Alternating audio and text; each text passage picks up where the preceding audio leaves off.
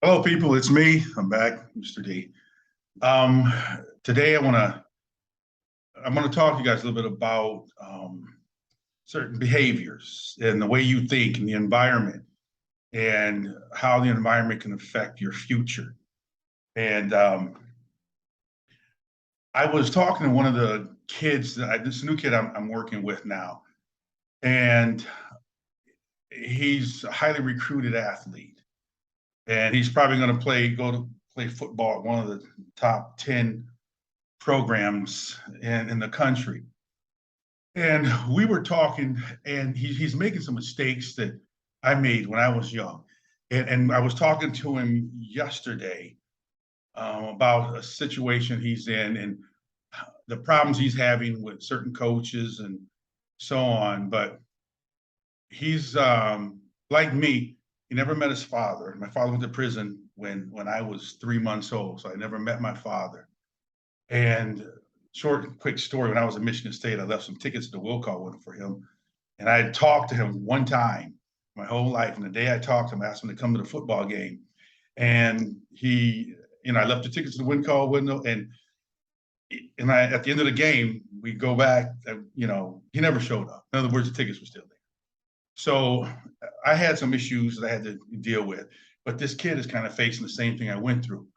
So I I wanted to talk to him about a little bit about my story because I had a very unconventional situation when it came to playing football and exactly kind of what he's going through. He doesn't know his dad, and this guy's a baller, true baller. So I told him about my story when I did go to Michigan State and I have my bachelor's and a master's and all that. So I did get my degree, but I went to Michigan State and I was on the football team, and I had some issues with coaches. Back then, life was a little bit different, and I saw the world differently. And I had a chip on my shoulder, and I bought into the whole racism situation. And I know, some people say it's a real thing. It can be as real as you let it be. And I learned a lot about that after I got out of football and became a man and realized that I'm responsible for the way I think. But anyway, I was on the Michigan State. I was on the practice squad, scout team. You move up from there. But I was on the scout team, and we were running against our first team defense. And I don't know if you guys remember Carl Banks as a linebacker there. We had Andre Rice and all those guys. Anyway, so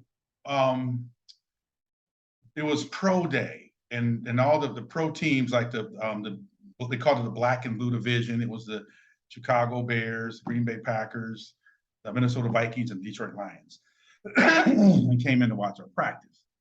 So I'm running the ball because I was a running back against the first team defense, and we kept scoring. And at the end of this scrimmage we had, the teams came up to me and asked me would I be interested in trying out, um, you know, trying out early to see if I can get on a team in the NFL.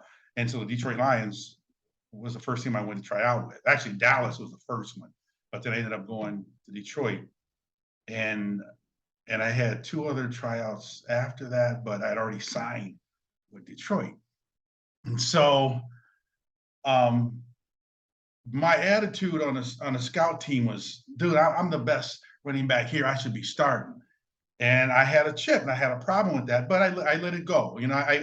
I held myself together long enough to, get a chance to go play with, Detroit. But anyway, they invite me to try out. I get there and I think I'm special. Oh yeah, dog, I got this. Now I get in there and it's like another 300 guys they invite. Like, this is crazy. I'm never gonna make it. And about 100 of them were running backs. So we go through this whole thing. We're sitting up in the stadium up in the Silverdome, and they would call you down one by one, and you'd go through your combine. So they called me down after. I'm sitting there about an hour, and they called me down. So I go through my combine, and I did the best I'd ever done. I ran a 4.3 240, and I'd never run that fast in my life. But anyway, when it was all over, we're sitting back up in the stands, and they went through the linebackers. They call so and so, run kickers, linemen, whatever. When they got to running backs, they said, Dana Sanders, come on down. Oh shit, I got it. So I went down there, signed my contract. I was on cloud nine. I said, okay, this is it. I'm going to the NFL. So, um, so when I get to camp, I did not realize that racism was still in play, and then how bad it was in the NFL. I had no idea. And my uncle had played. He played with the Pittsburgh Steelers, and he told me, he said, when we would travel, they had to get a different rooms. They couldn't sleep. Blacks and whites couldn't bunk together. I mean, it was crazy. So I got there, and the coaches that I had, the running back coach was about 73 years old, and he had this habit of calling me a boy. And I said, "You don't call me that, I'm not your boy. Don't call me a boy." And so he kept doing it. He was doing that on purpose. And I took offense to it. I mean, we got into it. I ended up leaving the camp after, I was there about a year. and then I said, I can't do this anymore. So I left. And when I got older, I said, maybe this guy was trying to, well, it's the way I decided to look at it. I said, maybe this guy was trying to teach me, make me stronger, and not, to look at the system a different way. He said that when you get out there and carry the ball and you go to different places and they see you on the field, they're going to call you nigger. They're going to call you different names. And because some of the other guys told me that's what happened to them. I'm like, man, that's crazy. And I said, I couldn't do that. I would just, I'm not built. I'm not made like that, man. You call me that. It's on. But anyway, so I went through this, and I was telling this kid what happened. And, the toughest thing, the kid that we have to realize is that this world is what it is. And we can see things a certain way. We can wish the world to be the way we want it to be.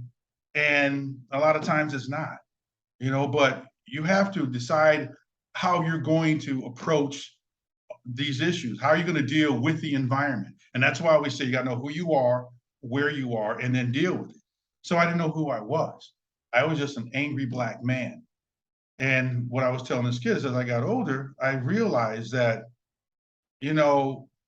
my world is what I create. It's what I think it is. So I started this program when I was a school teacher at Roosevelt High School. And there's a lot of Roosevelts, but I didn't tell you what it was. And this program was called Who Are You? And it was designed to help kids understand who they are and how to deal with their environment. Because some kids lived in the hood, some kids lived up, in the very wealthy areas, but they all had their own cross to bear. And so I was talking to them, and I just started to realize that when people are trying to fit in, they're trying to take this square peg and fit it into a round hole, and they get upset with themselves because it won't fit. And that's what I did when I was with Detroit. When I got to the NFL, I'm like, I don't like this. I didn't like being there. I wanted out. And I ended up walking out, and I got fined $400 a day for every day I was out of camp. And I basically blew my career because of my attitude, because the way I saw the world, and because I brought my past into my present, and then I projected that into my future. And that's what I do when I talk to these kids. I tell them, you don't want to take your past and bring it into your present, because right now you want to, your past isn't the greatest place to be. And when people start to live in their past, they bring all that negative energy right to the forefront. And you can just imagine what's going to happen from there. Because if you have negative energy in your past and you bring it into your present, it's going to come out in negative ways.